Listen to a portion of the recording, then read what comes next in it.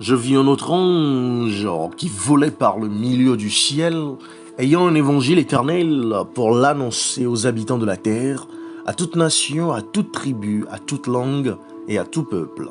Il disait d'une voix forte, « Craignez Dieu et donnez-lui gloire, car l'heure de son jugement est venue, et adorez celui qui a fait le ciel et la terre et la mer et les sources d'eau. » Et un second ange suivit en disant, « Elle est tombée, Babylone la grande, qui a abreuvé toutes les nations du vin de la fureur de son impudicité. » Un troisième ange les suivit en disant d'une voix forte, « Si quelqu'un adore la bête et son image, et reçoit une marque sur son front ou sur sa main, il boira lui aussi du vin de la fureur de Dieu, versé sans mélange dans la coupe de sa colère, et il sera tourmenté dans le feu et le soufre, devant les saints anges et devant l'agneau.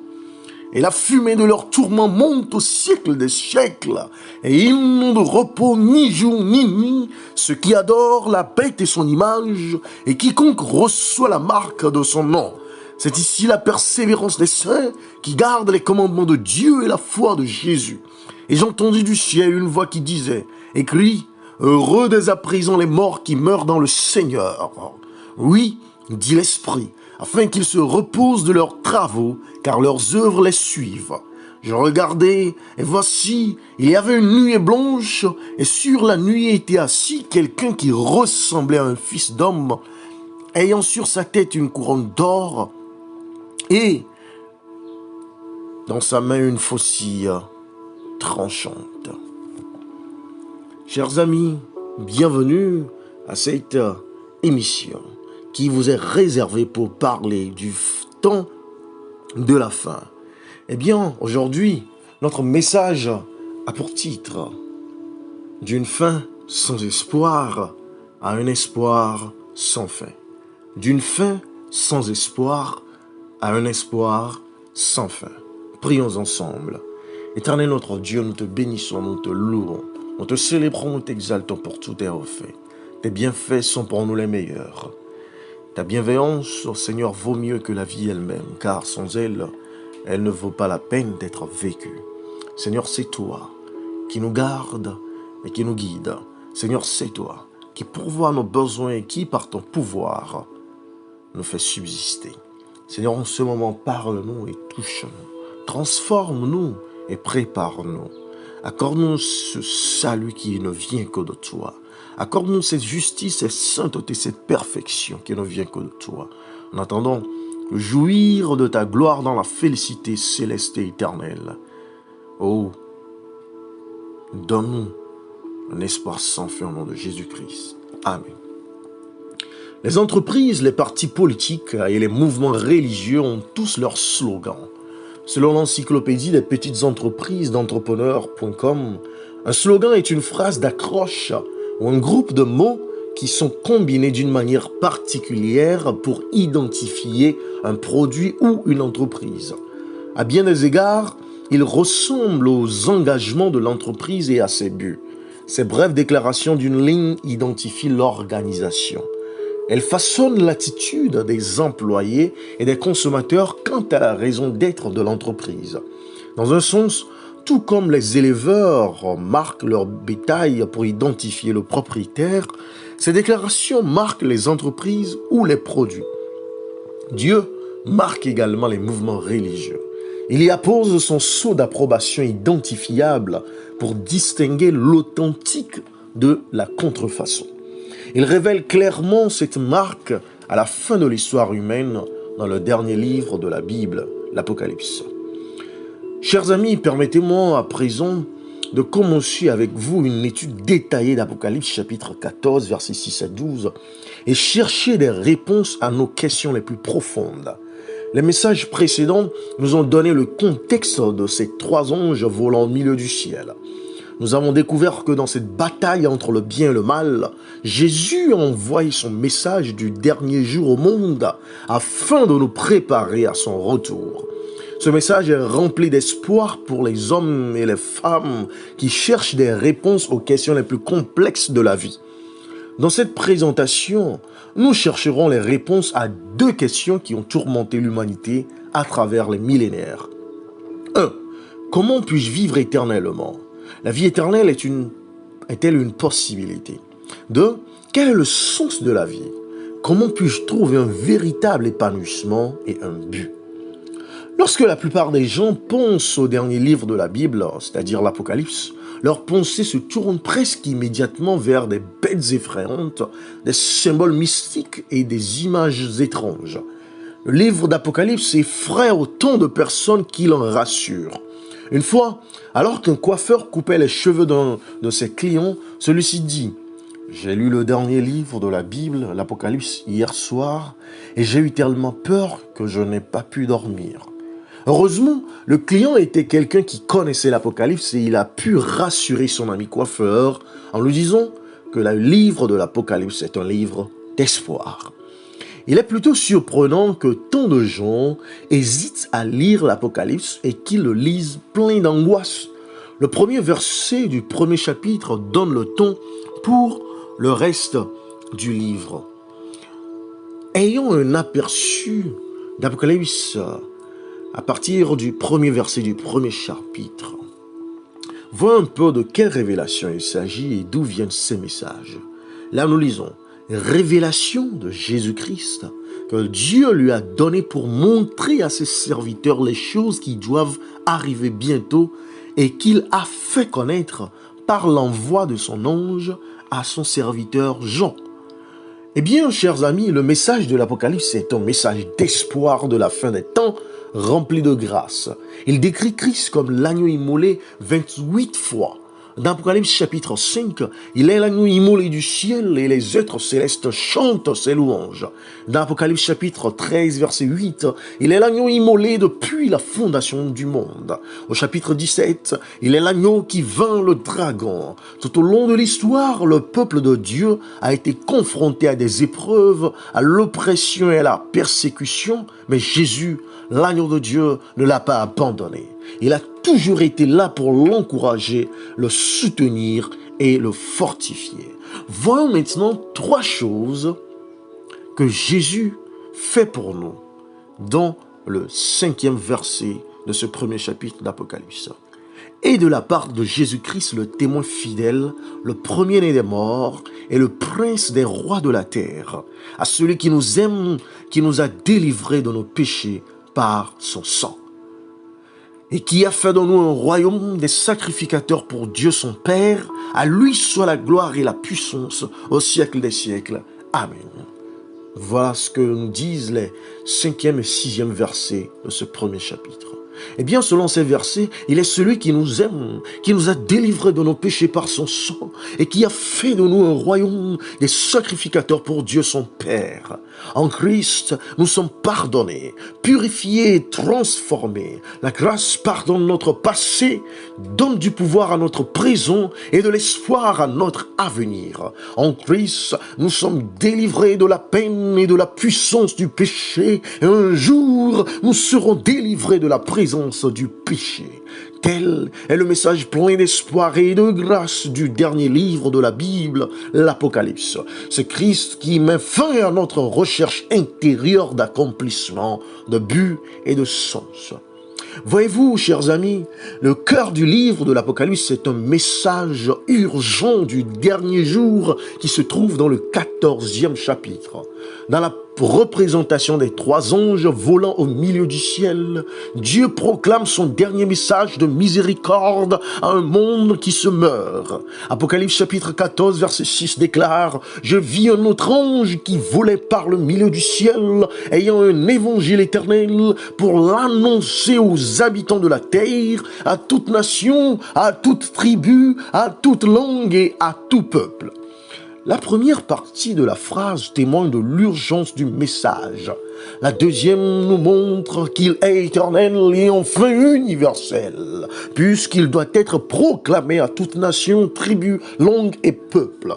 Un message urgent, éternel et universel est forcément extrêmement important et significatif pour la génération de la fin des temps.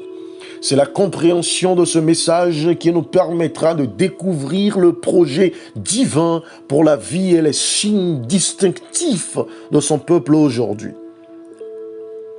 Arrêtons-nous, chers amis, un instant pour méditer sur cette expression. L'évangile éternel. Si nous ne comprenons pas l'envergure de l'évangile, nous passerons à côté de tout le sens des messages de ces trois anges. Si nous ne comprenons pas l'évangile, nous ne pourrons jamais comprendre pleinement les questions décrites par le premier ange dans le message de Dieu à l'heure du jugement. Nous ne comprendrons jamais pleinement le message du deuxième ange sur la chute de Babylone et l'appel de Dieu pour que son peuple la quitte. Si nous ne comprenons pas l'évangile, nous ne pourrons pas non plus comprendre l'avertissement fatidique du troisième ange concernant la marque de la bête sans l'évangile. Chers amis, cela amène à une question essentielle. Qu'est-ce que l'évangile et pourquoi est-il éternel ? Dans sa lettre à l'église de Corinthe, l'apôtre Paul donne l'une des définitions les plus claires de l'évangile du Nouveau Testament. Voyons un peu comment est-ce que l'apôtre Paul définit l'évangile dans 1 Corinthiens chapitre 15, versets 1 à 3. Et voyons les points sur lesquels il met l'emphase. Là, nous lisons. Je vous rappelle, frères, l'évangile que je vous ai annoncé, que vous avez reçu, dans lequel vous avez persévéré et par lequel vous êtes sauvés, si vous le retenez tel que je vous l'ai annoncé, autrement, vous auriez cru en vain. Je vous ai enseigné avant tout, comme je l'avais aussi reçu, que Christ est mort pour nos péchés selon les Écritures. Paul est très clair dans sa définition de l'évangile, chers amis. L'évangile est l'incroyable bonne nouvelle de la mort du Christ pour nos péchés, de sa vie sans péché, de sa glorieuse résurrection, de son amour et de sa bonté envers nous. Au verset 4 et 5, il dit qu'il a été enseveli et qu'il est ressuscité le troisième jour selon les Écritures et qu'il est apparu à ses faces, puis aux 12. L'évangile est la joyeuse réalité que Jésus nous délivrera du pouvoir du péché et de sa condamnation. Par la foi en son sang versé, en sa résurrection, nous sommes délivrés de la culpabilité du péché et de son emprise. Le Christ occupait les pensées de l'apôtre Paul et il était le fondement de son enseignement et de son message. Le Christ crucifié l'a racheté de la condamnation et de la culpabilité de son passé. Le Christ ressuscité lui a donné la puissance pour le présent et le Christ qui revient lui a donné l'espoir pour l'avenir. Paul s'écrit du plus profond de son être, « Je me dois à la grâce ». Il continue à décrire cette grâce étonnante tout au long du livre des Romains. Voici un aperçu de l'enseignement de l'apôtre Paul sur la magnificence de la grâce tout au long de sa lettre à l'église de Rome. Cela nous aidera à comprendre plus clairement l'évangile éternel d'Apocalypse 14. Allons dans Romains chapitre 3, versets 23 à 25. Là, l'apôtre Paul nous dit, « Car tous sont péchés, sont privés de la grâce, de la gloire de Dieu, et ils sont gratuitement justifiés par sa grâce, par le moyen de la rédemption qui est en Jésus-Christ. C'est lui que Dieu a destiné par son sang à être pour ceux qui croiraient victime propitiatoire, afin de montrer sa justice, parce qu'il avait laissé impunis les péchés commis auparavant au temps de sa patience, afin, dis-je, de montrer sa justice dans le temps présent de manière à être juste, tout en justifiant celui qui a la foi en Jésus. » Oh, quelle belle exposition de l'explication de l'évangile par l'apôtre Paul. Poursuivons dans Romains chapitre 5, versets 6 à 8. « Car lorsque nous étions encore sans force, Christ, autant marqué, est mort pour des impies. À peine mourrait-on pour un juste, quelqu'un peut-être mourrait-il pour un homme de bien. Mais Dieu prouve son amour envers nous, en ce que lorsque nous étions encore des pécheurs, Christ est mort pour nous. » Oh, chers amis, remarquons 3 points dans ce passage. Nous sommes justifiés gratuitement par la grâce. La grâce est une déclaration de la justice de Dieu. Par la grâce, Dieu justifie ceux qui croient en Jésus. La grâce du Christ ne peut pas être méritée ni gagnée. On ne peut pas en être digne. Jésus a enduré la mort agonisante et douloureuse que connaîtront les pécheurs perdus. Il a ressenti la puissance de la colère et du jugement du Père envers le péché. Il a été rejeté pour que nous puissions être acceptés. Il a pris sur lui la mort qui nous était destinée afin que nous puissions vivre la vie qu'il avait méritée. Il a porté la couronne d'épines pour que nous puissions porter une couronne de gloire. Il a été cloué sur la croix dans une douleur atroce afin que nous puissions accéder au trône céleste vêtu d'habits de roi avec tous les rachetés pour l'éternité. Merveille suprême, malgré notre honte et notre culpabilité, Jésus ne nous a pas rejetés. Au contraire, il nous a acceptés et tendu la main avec amour. Oh, que dit ce cantique que j'aime tant. Oh, que dit ce cantique qui nous amène à la croix. Ce cantique qui nous parle de l'agonie de notre Sauveur et qui a scellé notre rachat par la justice et la sainteté, rédempteur adorable sur la croix attaché, traité comme un coupable, brisé pour mon péché. Ton angoisse suprême, ta douleur, ton tourment me disent, voici je t'aime, j'ai pris ton châtiment. Abandonné du Père, dans mon âme troublée, buvant la coupe amère pour ton iniquité, de l'éternelle flamme, mon amour te sauva, je mourus pour ton âme, pécheur à Golgotha, le sang de mes blessures, ma couronne de roi, toutes ces meurtrissures, comprends-le, c'est pour toi. J'ai subi ta souffrance, j'ai porté ta langueur, contemple en assurance ton grand libérateur. Le sang de mes blessures, ma couronne de roi, toutes ces meurtrissures, comprends-le, c'est pour toi. J'ai subi la souffrance, j'ai porté ta langueur, contemple en assurance ton grand libérateur. Ton amour me réclame, me voici, cher Sauveur. Prends mon corps et prends mon âme pour prix de ta douleur. Oui, mon âme ravie désormais ne veut plus que vivre de ta vie à ta gloire, ô Jésus. Oh, chers amis, la grâce du Christ ne peut pas être méritée ni gagnée. Ellen White, une auteure inspirée, a fait une déclaration remarquable dans son livre Jésus-Christ à la page 757. Elle dit: le Christ s'est substitué à nous, il a porté l'iniquité de tous. Il a été mis au nombre des transgresseurs afin de pouvoir nous racheter de la condamnation de la loi. La culpabilité de tous les descendants d'Adam pesait sur son cœur. Le Christ ressentit l'angoisse que tout pécheur devra éprouver quand la grâce cessera d'intercéder en faveur d'une race coupable. Eh bien, cher ami, sur la croix, Christ a assumé la peine du péché pour toute l'humanité. Il a porté la culpabilité et la honte du péché pour toute la race humaine. Jésus a éprouvé la mort que tous les pécheurs connaîtront à cause de la culpabilité et de la honte due au péché. Paul nous spécifie cela dans Galates chapitre 3, verset 13, où il dit: Christ nous a rachetés de la malédiction de la loi, étant devenu malédiction pour nous, car il est écrit: maudit est quiconque est pendu au bois. Au verset 14, afin que la bénédiction d'Abraham eût pour les païens son accomplissement, Jésus-Christ, et que nous reçussions par la foi l'Esprit qui avait été promis. Dans 2 Corinthiens chapitre 5, verset 21, il renchérit en disant: celui qui n'a point connu le péché, il l'a fait devenir péché pour nous, afin que nous devenions en lui justice de Dieu. Oh, l'auteur Ellen White continue toujours à la page 757 du livre Jésus-Christ en disant: Satan assiégeait Jésus de ses tentations redoutables. Le Sauveur ne voyait au-delà, pas au-delà de l'ombre de la tombe. L'espérance ne lui montrait plus la victoire sur le sépulcre.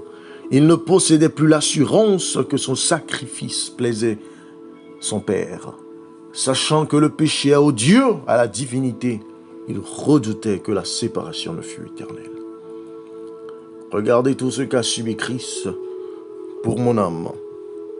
Son angoisse, oh, pour ma délinquance. Sa douleur pour ma vie sans valeur. C'est l'histoire de la grâce. C'est l'amour infini d'un sauveur. C'est l'histoire d'un Jésus qui nous aime tellement qu'il préférerait connaître l'enfer lui-même plutôt que de perdre l'un d'entre nous. C'est l'histoire d'un amour sans limite, insondable, incompréhensible, éternel, infini, qui désire ardemment que nous soyons avec lui pour l'éternité. Jésus a accepté de prendre sur lui la culpabilité, la condamnation et les conséquences de notre péché pour nous sauver et même d'être séparés de son Père pour toujours, si cela avait été nécessaire. Racheté par la grâce, motivé par l'amour et doté de l'Esprit du Christ qui habitait dans nos cœurs par la foi, le péché ne règne plus dans nos vies. Bien que dans notre humanité, nous puissions parfois échouer, nous ne sommes plus sous l'emprise du péché. Son emprise sur nous a été brisée. Selon l'apôtre Paul, dans Romains chapitre 8, verset 15, « Vous n'avez point reçu un esprit de servitude pour être encore dans la crainte, mais vous avez reçu un esprit d'adoption par lequel nous crions « Abba, Père !» Oh, chers amis, à une génération dépourvue d'amour authentique et véritable et aspirant à des relations qui ont du sens, l'Évangile parle d'acceptation, de pardon, d'appartenance, de grâce et de l'opportunité de changer de vie. Il parle d'un Dieu rempli d'un amour inconditionnel qui se soucie tellement de nous qu'il est prêt à tout pour nous racheter parce qu'il nous veut avec lui pour toujours. L'Évangile répond à la question que nous avons soulevée au début de notre présentation. Comment puis-je vivre éternellement? La vie éternelle est elle-même possible. La vie éternelle, chers amis, est un don de la grâce que Jésus nous offre par le biais de l'Évangile éternel. Il a porté la malédiction du péché pour que nous puissions connaître la vie éternelle. En acceptant Jésus, nous avons la vie. En acceptant Jésus, nous avons l'assurance du salut. En acceptant Jésus, nous avons la guérison. En acceptant Jésus, nous avons le pardon des péchés. En acceptant Jésus, nous avons une nouvelle vie. En acceptant Jésus, oh, nous avons la transformation. Nous avons oui, la rédemption, nous avons la consolation. Ce don de la vie éternelle offert gratuitement par Jésus nous transforme et nous montre la voie et nous incite à vivre pour quelque chose de plus. Et nous incite à travailler pour l'élargissement de son royaume. Oh, regardez l'étendue du dernier message du ciel à l'humanité. Repartons dans Apocalypse chapitre 14 et atterrissons au verset 6. Je vis un autre ange qui volait par le milieu du ciel, ayant un évangile éternel pour l'annoncer aux habitants de la terre, à toute nation, à toute tribu, à toute langue et à tout peuple. Selon le message urgent de la fin des temps du premier de ces trois anges, l'évangile éternel doit être proclamé à toute nation, à toute tribu, à toute langue et à tout peuple. C'est une mission si grande, si vaste, si importante qu'elle est bouleversante. Elle exige nos meilleurs efforts et notre engagement total. Le souci de notre propre intérêt se transforme en une passion pour servir le Christ. Elle nous inspire quelque chose de plus grand que nous-mêmes et nous conduit hors des limites étroites de notre propre esprit. Dans son nouveau livre, The Quest for More, Paul David Tripp parle du besoin psychologique de chaque être humain de faire partie de quelque chose de plus grand. Il affirme ainsi, les êtres humains ont été créés pour faire partie de quelque chose de plus grand que leur propre vie. Oh, chers amis, le péché nous pousse à réduire notre existence à notre propre vie. La grâce du Christ est donnée pour nous arracher aux limites de notre petit royaume égocentrique et nous libérer pour que nous vivions pour les buts éternels et les plaisirs du royaume de Dieu. Nous vivons dans une culture qui a institutionnalisé l'égocentrisme et les droits personnels. Si vous regardez autour de vous, il est très clair que nous avons besoin d'être sauvés de nous-mêmes.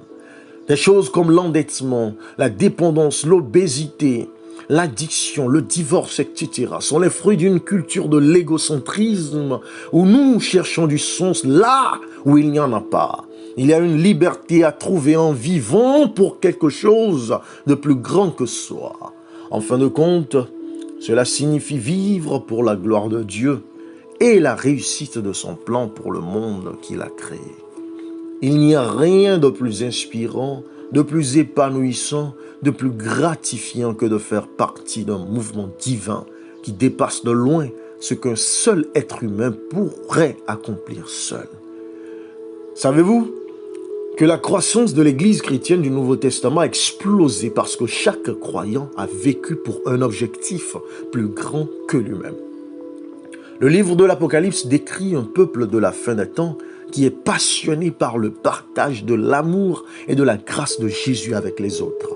Ils ont été charmés par son amour, rachetés par sa grâce et transformés par sa puissance. Ayant reçu le don de la vie éternelle, ils ont découvert leur raison de vivre et désirent partager la bonne nouvelle autour d'eux. La bonne nouvelle est trop magnifique pour être gardée pour soi. L'ordre donné par Dieu, décrit dans l'Apocalypse 14, est la plus grande tâche jamais confiée à son peuple. C'est un appel pressant à donner notre vie à la plus grande tâche du ciel. Oh, chers amis, dans son magnifique sermon sur les signes de la fin des temps, Jésus a lié la proclamation de l'Évangile dans le monde entier à son retour sur terre. Dans cette prédication de l'évangile éternel, oh, nous devons franchir les frontières géographiques. Elle pénètre dans les régions les plus reculées de la planète. Elle atteint des personnes de toutes langues et cultures. Elle a un impact sur le monde entier. Les fondations de l'enfer sont ébranlées, les forces du mal tremblent. Le plan, le but et le peuple de Jésus triompheront enfin. Alléluia. L'Église battue par les attaques de Satan, opprimée par les puissances du mal, harcelée par les forces de l'enfer et écrasée par la persécution, se lèvera et proclamera le message de grâce pour les derniers jours jusqu'aux extrémités de la terre à travers les 3 anges. Regardons un peu le résultat ultime de la proclamation du message divin pour la fin des temps au monde. Au verset 14 et 15 du 14e chapitre d'Apocalypse, nous lisons. Je regardais et voici, il y avait une nuée blanche, et sur la nuée était assis quelqu'un qui ressemblait à un fils d'homme, ayant sur sa tête une couronne d'or, et dans sa main une faucille tranchante. Et un autre ange sortit du temple, criant d'une voix forte à celui qui était assis sur la nuée, lance ta faucille et moissonne, car l'heure de moissonner est venue, car la moisson de la terre est mûre. Oh, chers amis, en acceptant ou en rejetant le message évangélique du salut, chaque être humain sur la planète Terre sera soit sauvé, soit perdu. Lorsque l'évangile sera prêché au monde entier et que chaque personne aura eu l'occasion de voir clairement la vérité sur Jésus et la vie éternelle, le sursis de l'homme touchera à sa fin. Dieu a donné à chacun d'entre nous la liberté de choisir.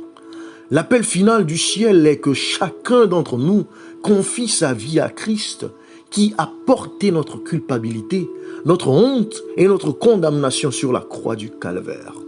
Il s'agit d'accepter le pardon qu'il offre et de recevoir le pouvoir de vivre une nouvelle vie en Christ. Lorsque Jésus nous sauve et nous transforme, il nous invite à donner notre vie à quelque chose de plus grand que nous-mêmes. Quelle que soit votre profession ou votre occupation, Dieu a un plan plus grand pour votre vie. Jésus vous invite à faire une expérience de foi, à partager son amour avec ceux qui vous entourent, votre famille, vos amis et vos collègues de travail, vos partenaires d'affaires. Choisissez-vous d'ouvrir votre cœur à ce Christ en ce moment même, cher ami, d'accepter sa grâce, de répondre à son amour et de le joindre dans sa mission afin de sauver ce monde perdu. Perdu dans les griffes du diable, perdu dans les liens de la décadence. Oh, chers amis, écoutez l'appel si pressant de ce Dieu qui a tout donné pour ce monde. Oh, écoutez l'appel si pressant. Oh, de ce Dieu qui a tout donné pour que nous puissions être sauvés. Oh oui, voulez-vous le rejoindre dans cette mission? Voulez-vous vous joindre à lui pour accomplir cette mission? Oh, voulez-vous vous joindre à lui pour que vous puissiez marcher en nouveauté de vie dans un moment de consécration, dans un moment d'abandon, dans un moment, oui, où vous vous donnez entièrement à ce Sauveur. Oh, voulez-vous, oh, vous attacher à lui pour que vous puissiez aussi marcher dans ses pas, afin que vous puissiez, dans le vaste champ du monde, l'appel se fait entendre. Où sont-ils les moissonneurs? En tout lieu l'ouvrage abonde. Rares sont les travailleurs. Et ceux qui sont à l'ouvrage, défrichant péniblement, sont affaiblir leur courage.